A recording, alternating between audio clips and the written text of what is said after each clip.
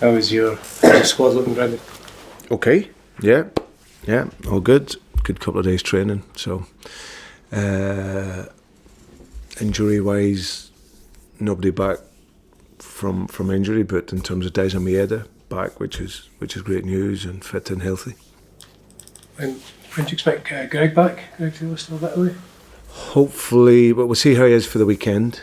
But he's out on the pitch. He's moving really well, working well. It'll just be getting the sign off really from the medical team, and we'll see. If it's not the weekend, then he'll be ready for the next game. Given the impacts that Nicholas and Adam made at the weekend, how much do they come into your thinking for tomorrow night? Yeah, very much so. I think it's over the course of this next period. And I said it before, I think both players can affect the short, medium and longer term capacity of the team, and I think we see that. Adam, I'm really excited about.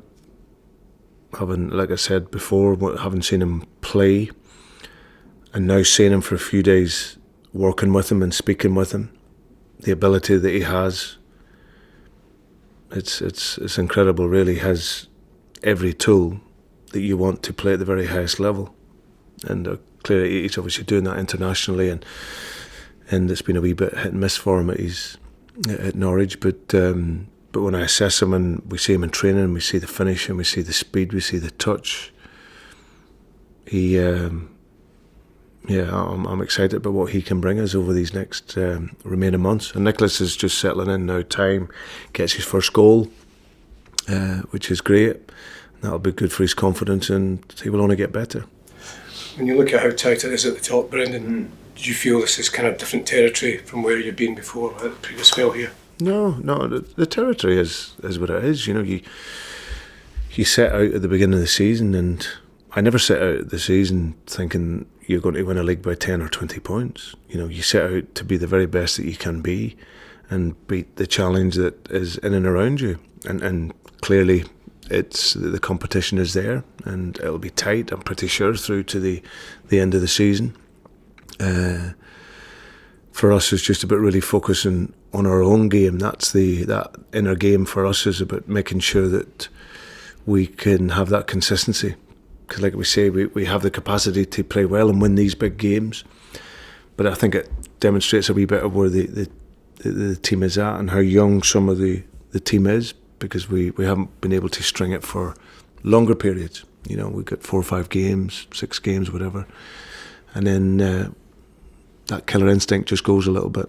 So, but listen, we've won 6 of our last 7. We've drawn 1. I know the rules up here in Glasgow, how it works. But the key is you just stay calm. I see the players train every day, and I know we'll have 1 or 2 players coming back, and we'll just continue to focus on that performance level. Liam talked about the pressure, always pressure at Celtic, but is it something that you say to your players, you've got to embrace this? Yeah, always. I think the expectation is one of the huge things here at Celtic, whether you're a player or manager. There's stronger leagues out there in Europe, but when you play and manage Celtic, it's a real test of your mental fortitude as a person, dealing with expectation, dealing with pressure, and dealing with everything that comes with it. Like there's not too many teams around Europe where you'll have 4 points out of 6, and it's crisis mode again, you know. So, but I always think that when it can feel like that, that's the catalyst really, where you can continually improve. I've been around long enough. I understand the nature of how it works here, but my focus is really with the team and making sure that we can continually improve. And like I said, if we score a couple of goals that we should have done in the first half, then the game looks totally different. But we've had that a number of times this season where we haven't quite made the breakthrough after making good starts and having pressure, and then you bring a little anxiety into your game and not quite get the finish you want. So it's learning from that and dealing with it. But that's all part of working here. Are these the moments in this upcoming period as well where you learn quite a lot about your players? I think you're always learning. I think in every game, in every situation, you're learning about your players. But of course, under pressure is where you will learn more. You know, you look at that courage and that bravery to play, and like I said, I don't doubt that with this team. And listen, we've had players out and players missing, but we've still done enough to win games that we've drawn in. So we go into that with a fresh approach tomorrow and look to, we've analysed the last game and where we can be better, and then we look forward to that, not dwell on the mistakes that we make in the game, but look forward to the future and, playing against a good team and hopefully we can put in a good performance. What is it about Easter Road that's maybe proven to be a bit of a tougher venue than others up here? Well, Hibs are one of the top teams. It's maybe just me.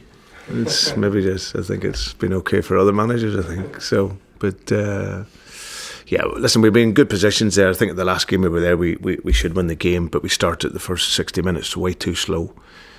The speed of our game, tempo of the game is too slow. And in the last 25 minutes we come alive and the speed of the game was much better. And then we learned that, we take that into the last game when we played at home. So I think that's key for us. But we have to bring our game to the football match, and if we can do that, then we can hopefully have a good evening.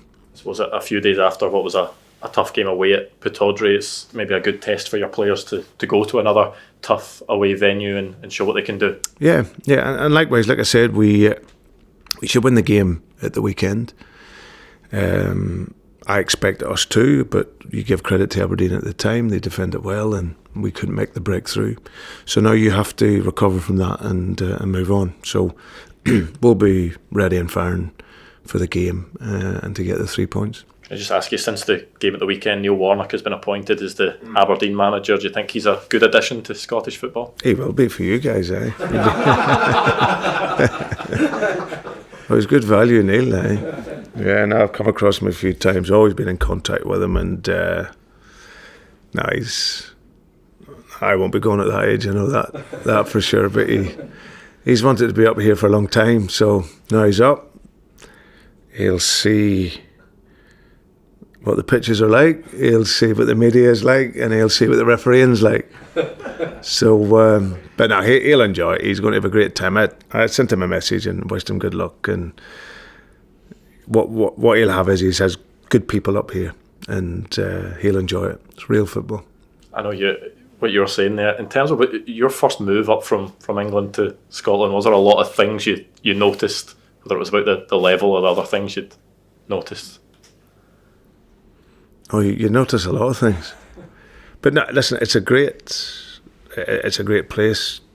They always say never to go back, but for me, this was a great move to come back in every way. The football, I never expected it to be the magic carpet ride I had in the first time, but that's a great challenge, and that what makes you better. And of course, I love my life up here.